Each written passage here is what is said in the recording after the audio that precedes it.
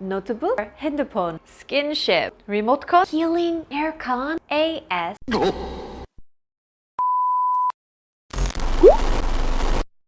So where are you watching this video? Are you watching it on your notebook or your 핸드폰?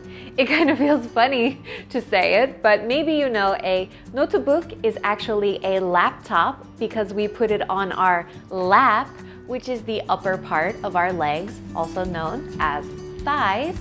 Or 핸드폰, it makes sense, it's easy to understand, but it's better to say mobile phone or cell phone.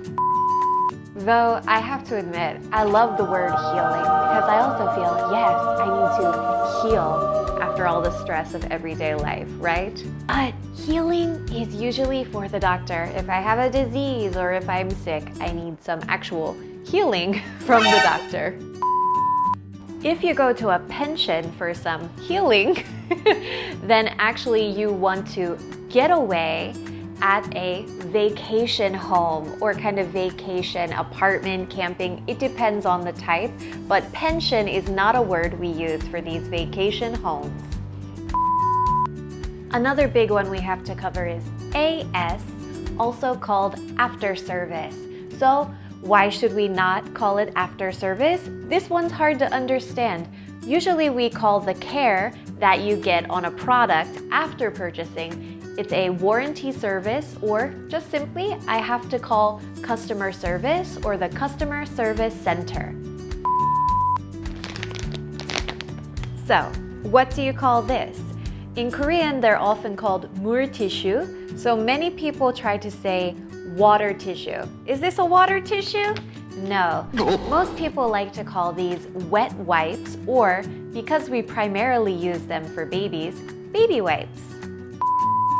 And actually, it is February, so we have Valentine's Day, White Day, and also Black Day coming up. So let's talk a little bit about hunting, which sounds very scary in English. Instead, you want to say you are trying to pick up somebody, and after you succeed, if you succeed, then you may engage in dating, followed by skinship, which sounds also very hilarious in English. You want to say you are showing affection, or between couples, we call it PDA, public displays of affection. So you're doing PDA. Alrighty, what's this right here? So it's a remoticon, I'm not sure. Anyway, in English, we call this a remote control or controller. And I use it to control the heater, or in the summer, not an aircon, an air conditioner, but if you want to say it for short, AC. Wow! Also, what kind of place do you live in? There's all kinds of Konglish related to places where you live. Did you know an office-tel or a one-room are not actually terms to describe a place?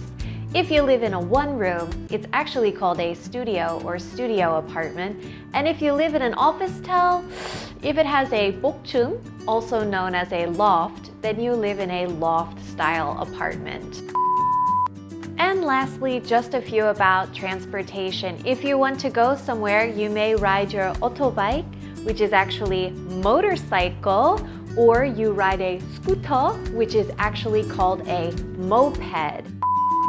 That's not to say that English doesn't have fun made-up words as well. One of the most popular ones is staycation, where you stay in a hotel or someplace in your city or near your city, which, if it's a hotel in Korean, they call it a hogang. Actually, the list goes on and on and on and on, but these are just a few. You might say, hey Jem, but people understand me, it's fine. Yes, some of these expressions are understandable, but some of them can be really, really hilarious, or like hunting, scary in English. So just try to avoid them or use the correct expression. Thanks for watching and see you again. Aloha!